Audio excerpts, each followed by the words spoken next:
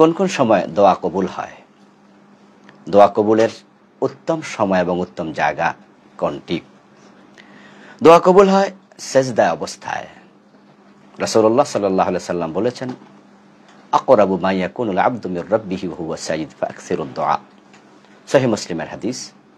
বান্দা যখন সেজদায় যায় সে তার রবের খুব নিকটে চলে যায়, তাই তোমরা সেখানে বেশি বেশি দোয়া করো।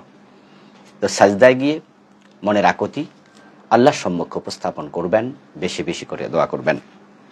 2 নম্বর, ফরজ নামাজের সালাম ফিরানোর পরে দোয়া কবুল হয়। রাসূলুল্লাহ সাল্লাল্লাহু আলাইহি সাল্লাম বলেছেন, এই জন্য ফরজ নামাজের পরেও নিজের মনের অভিব্যক্তি আল্লাহর কাছে প্রকাশ করবেন।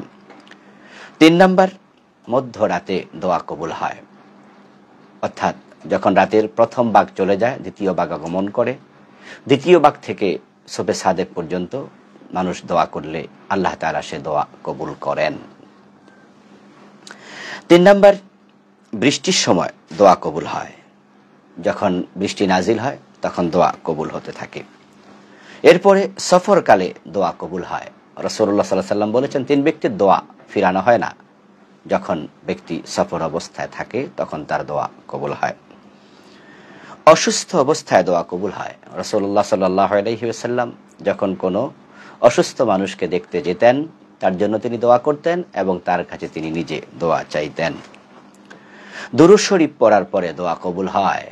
দুরূদ শরীফ পড়ে আল্লাহর কাছে দোয়া করবেন। হজ থেকে ফেরার পর নিজের ঘরে প্রবেশের আগে দোয়া কবুল হয়। রাসূলুল্লাহ সাল্লাল্লাহু আলাইহি ওয়াসাল্লাম বলেছেন, যখন কোনো হাজীর সাথে দেখা হবে তাকে সালাম দেবে, মুসাফা করবে, তার ঘরে প্রবেশের পূর্বে তার কাছে তুমি বলবে, ওয়াকুল্লাহু আন ইয়াস্তাগফিরা লাকা, সে যেন তোমার জন্য আল্লাহর কাছে ইস্তিগফার করে, দোয়া করে, ক্ষমা প্রার্থনা করে, তখন দোয়া কবুল হয়। আজান ইকামতের মাঝখানে দোয়া কবুল হয়। আজানের পরে ইকামত দেওয়ার আগে এই সময়টুকুতে দোয়া কবুল হয়। রাসূলুল্লাহ সাল্লাল্লাহু আলাইহি সাল্লাম বলেছেন, যখন কোনো ব্যক্তি অন্যের জন্য দোয়া করে তখন তার নিজের দোয়া কবুল হয়। একজন ফেরেশতাকে আল্লাহ পাঠিয়ে দেন, যে ফেরেশতা ওই ব্যক্তির মাথার পাশে বসে, তারপরে সে বলে, ওয়ালাকা বিমিসলিন, তোমার জন্য অনুরূপ। ওয়ালাকা বিমিসলিন, তোমার জন্য অনুরূপ, অর্থাৎ তুমি যে দোয়া করেছো তোমার জন্য ওই দোয়া আমিও করছি।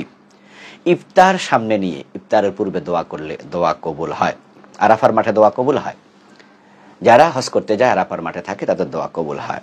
জুমার দিন আসরের পর মাগরিবের পূর্বে একটি সময় আছে যখন দোয়া করলে আল্লাহ ব্যক্তির দোয়া ফিরিয়ে দেন না, তখন দোয়া কবুল হয়।